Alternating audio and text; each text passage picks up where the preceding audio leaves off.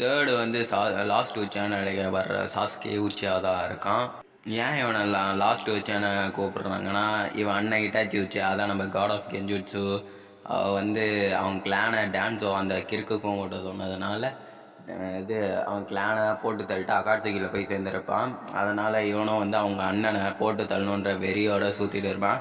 அதனால் வந்து நல்லா ப்ராக்டிஸ் பண்ணுவான். அடுத்தது வந்து இட்டாச்சி வந்து லீஃப் வில்லேஜ் வருவான்.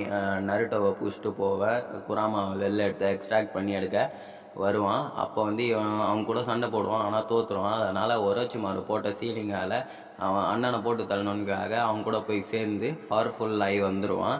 வந்து மறுபடியும் leaf village 4th great ninja வரல 5 காகவே மிரள விட்டுருமான் சிங்கிளால். 4th ராய்க்காகவே நல்லா மிரள விட்டுருமான். ஒரு கையை வேற கட் பண்ணி விட்டுருமான். அடுத்தது வந்து அவன் புரிஞ்சுப்பான் இட்டாச்சி நம்ம அண்ணன் நல்லவங்க அது